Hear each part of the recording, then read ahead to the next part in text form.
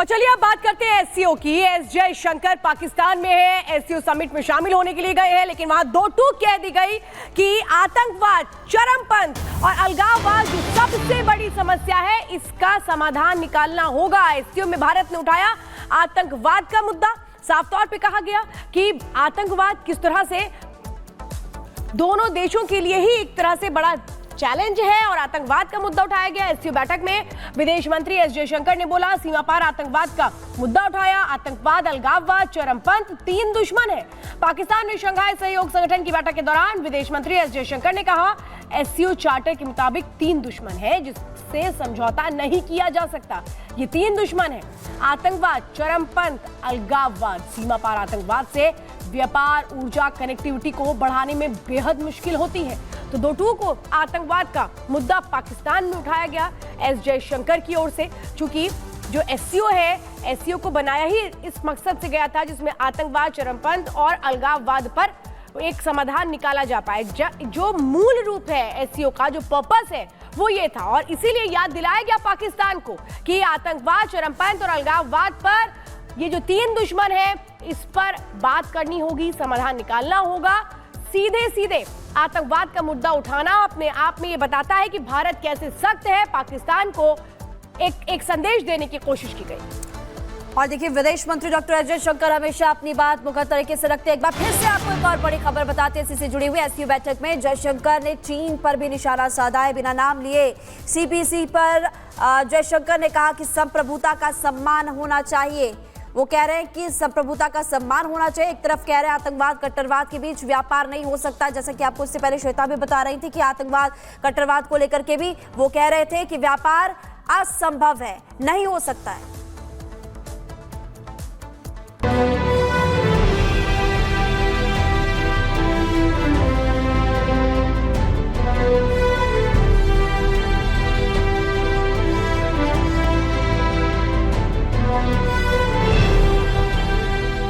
जिस पल का पाकिस्तान को सालों से इंतजार था, वो करीब करीब 9 सालों बाद उसे नसीब हुआ जब पाकिस्तान की जमीन पर भारतीय वायुसेना का विमान लैंड किया।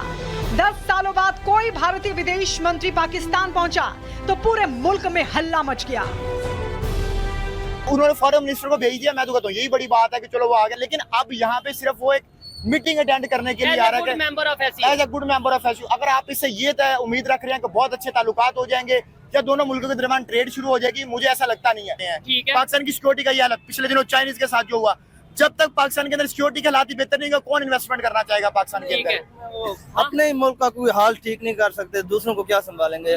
7 कंट्री के लोग आ रहे हैं ना, आप कह रहे हैं प्राइम मिनिस्टर आ रहे हैं, लेकिन ये अपने मुल्क को लीड नहीं कर सकते, उनको कैसे करेंगे?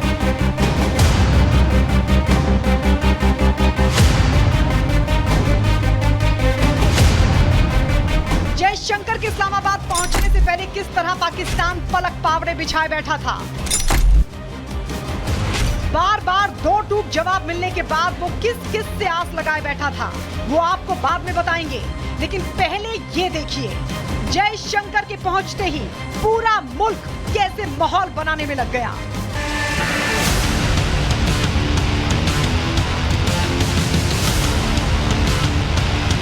जयशंकर अपने कड़क अंदाज में पाकिस्तानी पीएम शहबाज के डिनर पर पहुंचे। शहबाज ने हाथ बढ़ाया और 1-2 नहीं बल्कि 14 सेकंड तक हाथ पकड़े दिखाई दिए।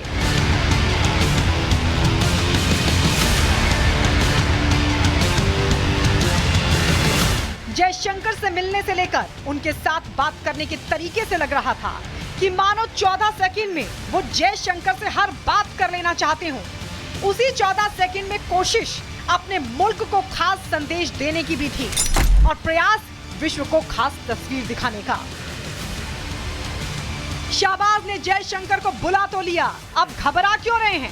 तो इसके पीछे वजह इमरान खान और आतंक है, क्योंकि पाकिस्तान की पटरी से उतरने का नमूना सिर्फ 24 घंटे पहले ही दुनिया देख चुकी है। राजधानी इस्लामाबाद, यानी जहां एससीओ की बैठक हो रही है, वहां सड़कों पर जंग छिड़ी थी। बैठक के पहले ही दिन करो या मरो कॉल के साथ इमरान के समर्थक सड़कों पर थे। जेल में बंद इमरान खान के आदेश पर पीटीआई की तरफ से एस जयशंकर को भी प्रदर्शन में शामिल होने का न्योता था, जिससे शहबाज के हाथ पांव फूले नजर आ रहे थे। जब बिलावल भुट्टो गए थे टू दी एससीओ, उन्होंने भी कुछ बातें थी वो जी बिल्कुल, कश्मीर का मामला लेकर उन्होंने गुफ्तगू की थी और जयशंकर साहब ने टेररिज्म के मामले को इशू बनाया था, तो भारतीय मीडिया को खूब मसाला मिला था। तो अब आप कह रहे हैं कि पाकिस्तान में भी मसाला मिलेगा? एब्सोल्युटली, मेरा ख्याल है ऐसे ही होगा। इंडिया की पोजीशन यही है कि जी अब पता चला, now we got you where we want you, अब हम क्यों टैप टर्न ऑफ करें। और ऊपर से हमारे जो इंस्टेबिलिटी चल रही है मुल्क के अंदर, इकोनॉमिक क्राइसिस के साथ साथ पॉलिटिकल क्राइसिस, इस सूरत में इंडिया कोई सॉफ्ट स्टांस नहीं लेगा आपके जरिए। उधर शाहबाज सरकार एससीओ समिट के साथ पाकिस्तान को प्रमोट करने और भीख मांगने के लिए आगे का रास्ता तैयार करने का कोई भी मौका नहीं छोड़ना चाहती, इसीलिए इस तरह की तस्वीरें जमकर प्रमोट की जा रही हैं। लेकिन शाहबाज शरीफ भूल रहे हैं कि उनके मुल्क की असल हालात से पूरी दुनिया वाकिफ है। Bureau report, Republic Bharat.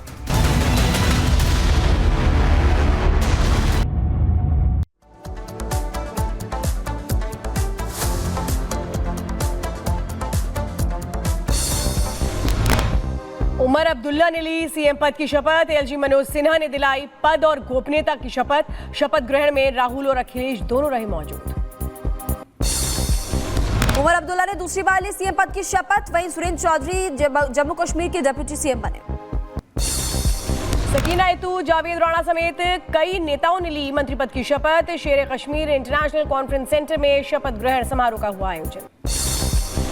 CPI महासचिव जी राजा ने उमर अब्दुल्ला को दी शुभकामनाएं। कहा, बहुत अच्छे मुख्यमंत्री साबित होंगे आप और जम्मू कश्मीर से जुड़े मुद्दों को भी उठाएंगे।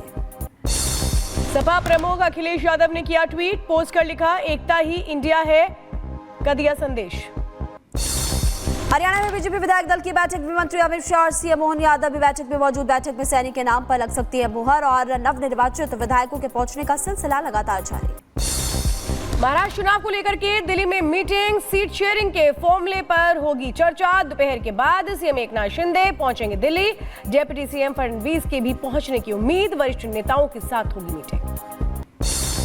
महाराष्ट्र चुनाव से पहले एनसीपी शरद पवार को बड़ा झटका और कुछ समुदाय के लोगों की तरफ से अब जमकर नाराजगी जाहिर की गई है। पाकिस्तान के इस्लामाबाद में एससीओ की बैठक। मीटिंग में विदेश मंत्री एस जयशंकर ने भरी हुंकार। बैठक में आतंकवाद और वैश्विक मुद्दों पर चर्चा। 15 देशों के लीडर्स भी सम्मेलन में हुए शामिल। पाकिस्तान दौरे के दौरान एस जयशंकर की मॉर्निंग वॉक की तस्वीरें सामने आई। इस्लामाबाद में भारतीय उच्चायोग के अधिकारियों के साथ वॉक करते नजर आए। इस दौरान विदेश मंत्री ने उच्चायोग में पेड़ भी लगाया। एससीओ बैठक में पहुंचे जयशंकर। एससीओ शिखर सम्मेलन में पाकिस्तान के प्रधानमंत्री शहबाज शरीफ ने भारत के विदेश मंत्री डॉक्टर एस जयशंकर का किया स्वागत। तस्वीरें आई सामने। पाकिस्तान में एससीओ की बैठक के दौरान कजाकिस्तान के पीएम से भी मिले पाकिस्तान के प्रधानमंत्री शहबाज शरीफ। दोनों की मुलाकात की तस्वीरें सामने आई। दिल्ली में केजरीवाल का जनसंपर्क अभियान। जनसभा को केजरीवाल ने किया संबोधित। कहा, अपनी जनता से मिल रहा हूं, सभी योजनाओं को जारी रखने की कही बात। उत्तर प्रदेश में उपचुनाव को लेकर बोले डिप्टी सीएम ब्रजेश पाठक। 9 सीटों पर उपचुनाव की घोषणा हो सकती है। बीजेपी पूरी तरह से तैयार। का उपचुनाव घोषित हो चुका है। भारतीय जनता पार्टी पूरी तैयारी के साथ चुनाव मैदान में है और हम 9 की 9 सीटें जीतेंगे। केंद्रीय मंत्री संजय सेठ ने हेमंत सरकार और कांग्रेस पर साधा निशाना। कहा, सोरेन और कांग्रेस ने लोगों से संपर्क किया, झूठे वादे किए। भारत कनाडा विवाद पर अमेरिकी विदेश मंत्रालय का बयान। मैथ्यू मिलर ने कहा कि कनाडा के आरोपों को गंभीरता से लेने की जरूरत है। भारत सरकार कनाडा और उसकी जांच में सहयोग करे। बहराइच हिंसा मामले में रामगोपाल की पोस्टमार्टम रिपोर्ट से बड़ा खुलासा। हत्यारों ने रामगोपाल के पैरों के अंगूठे के नाखून उखाड़े। शरीर पर मिले 30 से ज्यादा छर्रे के निशान। मुख्य आरोपी की तलाश में पुलिस। बहराइच हिंसा मामले में बड़ा एक्शन। मर्सी के सीईओ रुपेंद्र गौड़ को हटाया गया और शोभा यात्रा के दौरान हिंसा में जांच चली गई थी। बहराइच में बवाल के बाद अलर्ट पर प्रशासन। चप्पे चप्पे पर सुरक्षा के कड़े इंतजाम। बर्बादी की तस्वीरें आई सामने। बहराइच में हिंसा के बाद सुरक्षा के पुख्ता इंतजाम। यूपी एसटीएफ की बख्तरबंद गाड़ियां बहराइच में मौजूद। लोगों से शांति बनाए रखने की अपील भी की गई। यूपी के बहराइच में पुलिस की पेट्रोलिंग जारी। तनाव प्रभावित इलाकों में सुरक्षा बल तैनात। युवक की मौत के बाद बिगड़े थे हालात। उत्तर प्रदेश के बहराइच में हिंसा मामले में गिरफ्तार 26 आरोपियों का मेडिकल कराया गया। युवक की मौत के बाद से दोषियों की गिरफ्तारी की मांग को लेकर हो रहा था प्रदर्शन। केंद्रीय मंत्री गिरिराज सिंह का सपा और कांग्रेस पर हमला। कहा, सनातनियों से राहुल और अखिलेश को दिक्कत। अखिलेश के पिता ने कार सेवकों पर भी चलवाई थी गोलियां। कि अखिलेश यादव के पिताजी ने भी कार सेवकों की हत्या की थी और ये भी उसी नजर से देखते हैं और ये कहते हैं क्यों गए उस रूट में, क्यों नहीं पुलिस थी।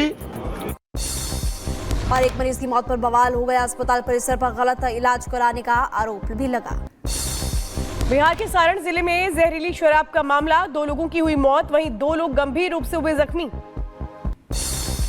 कोलकाता में जूनियर डॉक्टर्स के प्रदर्शन को पूरे 12 दिन डॉक्टर्स की भूख हड़ताल जारी। कई बड़े दिग्गज भी अस्पताल में मौके पर मौजूद और अभी पुलिस इस पूरे मामले को लेकर भी पड़ताल कर रही है। बाबा सिद्दीकी हत्याकांड मामले में जांच तेज, 15 से ज्यादा लोगों के दर्ज किए गए बयान, कई चश्मदीदों से भी हुई पूछताछ।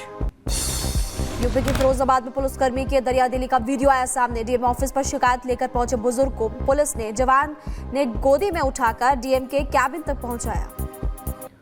यूपी के बरेली में युवती का हाई वोल्टेज ड्रामा, प्रेमी से झगड़े के बाद फ्लाईओवर पर चढ़ी युवती।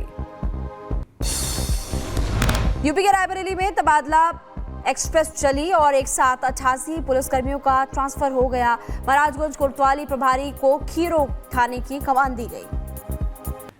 यूपी के महोबा में पेट्रोल पंप कर्मी ने बीजेपी विधायक से लगाई शादी कराने की गुहार, वोट देने के बदले की शादी कराने की मांग, वीडियो सोशल मीडिया पर वायरल। दिल्ली टर्मिनल बंद पर इंडिगो फ्लाइट की सफल लैंडिंग बम से उड़ाने की धमकी मिली थी, सभी यात्री सुरक्षित हैं। इंडिगो की फ्लाइट को फिर मिली बम से उड़ाने की धमकी। फ्लाइट की अहमदाबाद में कराई गई इमरजेंसी लैंडिंग, रात करीब 12:30 बजे हुई लैंडिंग, मामले की जांच में जुटे अधिकारी। बम की धमकी के बाद सभी यात्रियों को उतारा गया सुरक्षित। इंडिगो प्रवक्ता का बयान, कहा सभी अधिकारी कर रहे हैं मामले की जांच। विमानों को धमकी पर भारत सरकार अलर्ट, उड्डयन मंत्रालय ने की हाई लेवल मीटिंग, सीआईएसएफ सुरक्षा अधिकारी शामिल हुए। 24 घंटे में 10 से ज्यादा विमानों को धमकी दी गई थी। और इंडिया की यात्रियों को लेकर कनाडाई वायुसेना का भी विमान अमेरिका रवाना, कल भी बम से उड़ाने की धमकी दी गई थी। यूपी के हाथरस में पुलिस ने किया चोरी का खुलासा, अंतर्राज्यीय गिरोह के 13 सदस्यों को गिरफ्तार कर जेल भेजा गया। खबरों में आगे बढ़ते हैं। पटना से खबर, डबल मर्डर से सनसनी फैल गई, लोगों में दहशत का माहौल, पुलिस मामले की जांच में जुटे। यूपी के रायबरेली में पति ने की महिला की बेरहमी से पिटाई, सूचना पर पहुंचे पुलिसकर्मियों के साथ भी की गई हाथापाई, वीडियो हुआ वायरल। पीड़िता की तहरीर पर पति समेत 3 पर एफआईआर। यूपी के प्रयागराज में 10 साल की बच्ची से रेप के बाद हत्या का मामला, पुलिस ने एनकाउंटर में आरोपी मुकेश को गिरफ्तार किया। बच्चे की पोस्टमार्टम रिपोर्ट में शरीर पर मिले चोटों के साथ निशान। सूरत में ट्रेडमिल पर दौड़ते वक्त गिर पड़ा शख्स, अस्पताल पहुंचने से पहले ही हुई। राजनीति, कला, संस्कृति का संगम, किसमें कितना है दम? राष्ट्र सर्वोपरि सम्मेलन 18 अक्टूबर सिर्फ रिपब्लिक भारत।